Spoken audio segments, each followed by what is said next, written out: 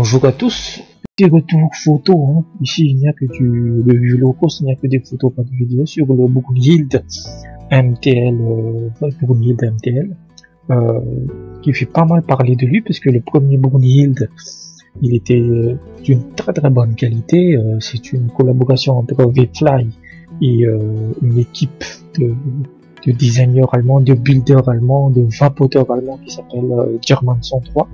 Donc le premier Brunhilde, c'était pour du cloud chasing avec mais aussi de la saveur, mais c'était un double coil.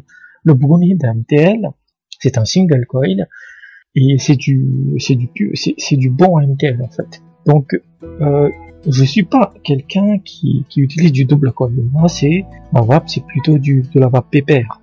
Petite parenthèse, il y a sans doute du bruit en arrière-fond s'il a pu le voir. Donc ouais, moi j'aime, mais j'ai vraiment été impressionné par le design du Brunhilde parce que c'est un ato imposant avec voilà l'esthétique. Moi j'adore ce type d'ato, l'esthétique était superbe. Donc même en étant double coil, j'aurais voulu l'acheter. Voilà, j'ai pensé acheter le premier Brunhilde. Donc évidemment quand le Brunhilde MTL est sorti, eh ben je l'ai acheté. Je l'ai acheté en précommande.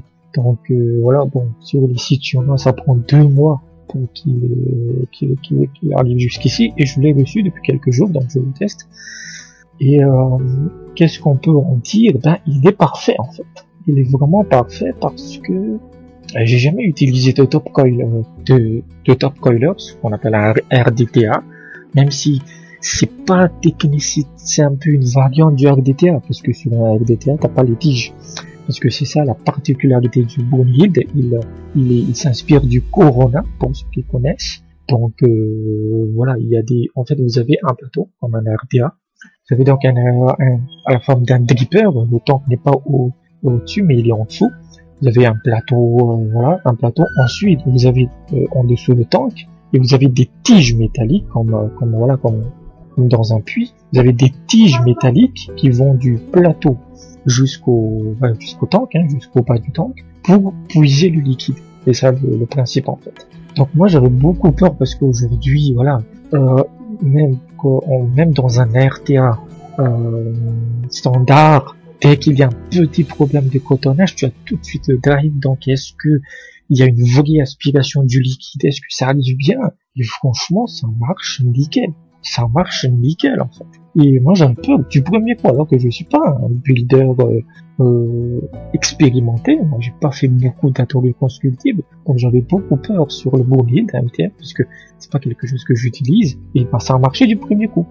Donc vous mettez le coil, hein, c'est un coil, comment on dit, postless. Vous pouvez le mettre dans n'importe quel sens. Donc vous avez 2 vis de chaque côté sur le plateau, et vous avez les 2 rigoles en fait. Et le truc c'est que voilà, c'est très intuitif parce que vous allez couper le coton très court.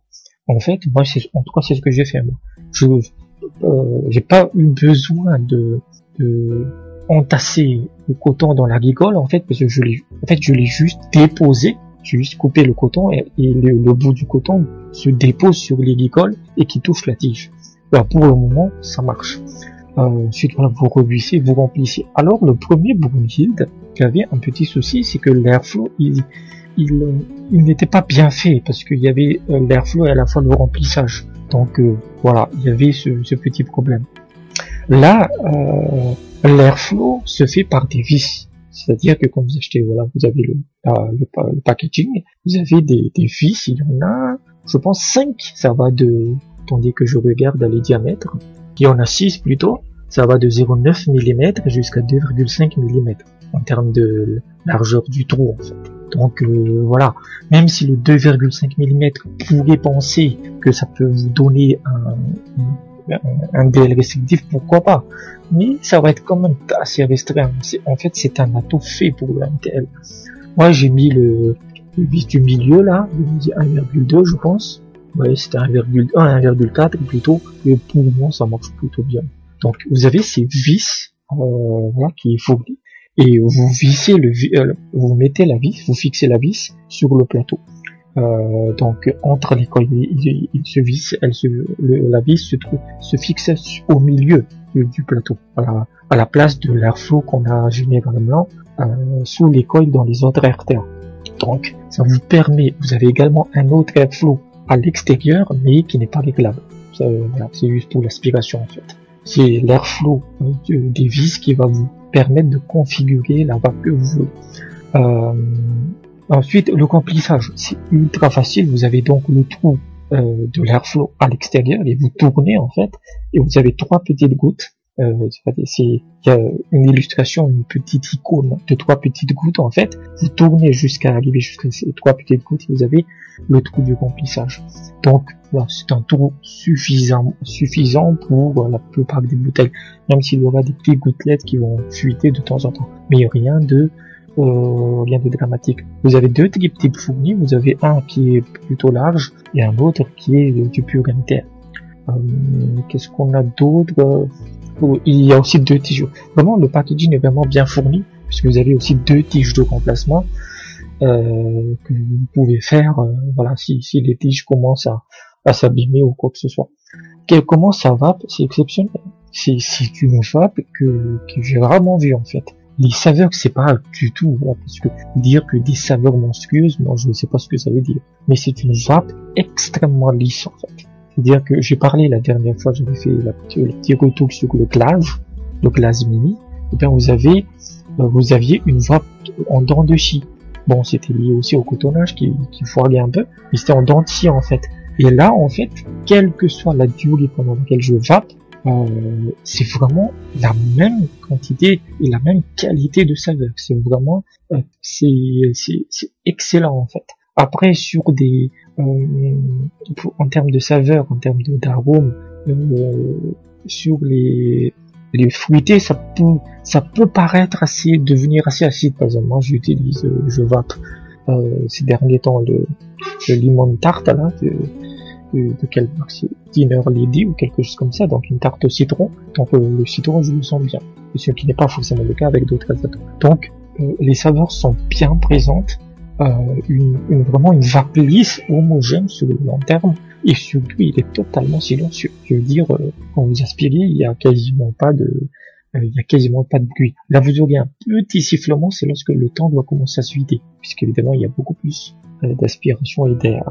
Donc voilà, franchement, encore une fois, Vapefly a fait un très très bon matos. J'ai maintenant 3 de leurs produits. Donc j'ai le Jester Pod, j'ai le Galaxy MTL et j'ai le Bolide MTL, qui est vraiment bien en fait. Après, en termes de est-ce que c'est l'un des meilleurs atos MTL de 2019, bah, j'en sais rien. Moi, j'ai pas testé tous les MTL, mais il est évidemment bien supérieur au Galaxy puisque c'est un RTTA. Donc, c'est difficile de le comparer avec un RTA normal, puisque là, vous avez le col qui est très très proche du grip type. Donc, voilà. Si vous vous y intéressez, voilà, il fait beaucoup parler de lui. Il est vraiment bien. Il est aussi bien que le premier. Le premier était vraiment destiné au cloud chasing et on avait peur qu'il allait juste rétrécir la chambre et bidouiller pour faire du MTL. Non, avec les vis sur le plateau, c'est vraiment différent.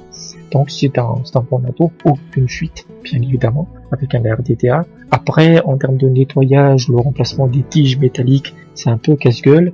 J'ai vu que par exemple, il peut y avoir des dry-hits, mais là, je pense que c'est pour ceux qui vape chaîne et qui ont une vape assez bourrine en fait. Et dans ce cas-là, il y a des vidéos qui montraient la même astuce utilisée avec le Corona. Vous avez les tiges métalliques et vous enlevez, en fait, puisque c'est plusieurs tiges entremêlées, tissées ensemble, et vous enlevez celle du milieu pour avoir plus, une circulation de liquide beaucoup plus optimale. Voilà, moi je l'ai pas fait puisque je n'en ai pas besoin encore. Maintenant, si j'ai des dry régulièrement dans le futur, peut-être que c'est un truc que je ferai. Mais voilà, je lui trouve aucun défaut. Évidemment, il est gros, c'est un bolide. Donc en termes de dimension, voyons voir. Le diamètre est assez petit, c'est du 23 mm. Et avec le diptyque, la hauteur, c'est quasiment 60, 59,50. Donc ouais, c'est un beau petit bébé, quoi. Et moi, j'aime bien ce type, le design m'avait beaucoup impressionné. En concernant le Poly, je ne sais pas combien il se vend en France, mais le Poly entre guillemets officiel, il est autour de $50. moi je l'ai eu pour 34 ou 35 dollars avec un coupon sur un site chinois. C'était sur SourceMore. Mais bon, la livraison de ce site, putain, 2 mois, quoi. Donc, moi, j'habite dans un trou perdu. Donc, si, en fait, si vous pensez que la patience est une vertu, bon, voilà, vous allez économiser 10-15 dollars par rapport à un prix officiel. Vous achetez sur SourceMore ou sur Fastech. Voilà, si, je le vois à des prix assez bas aujourd'hui. Je l'ai même vu sur un site à 30 dollars. Donc, pour un bateau d'une telle qualité, c'est vraiment pas mal, quoi, en termes de prix. Donc voilà. Moi je ne trouve aucun défaut, donc si vous voulez vous intéresser à du VMTL, c'est un bateau qu'il faut regarder. Donc merci et à bientôt.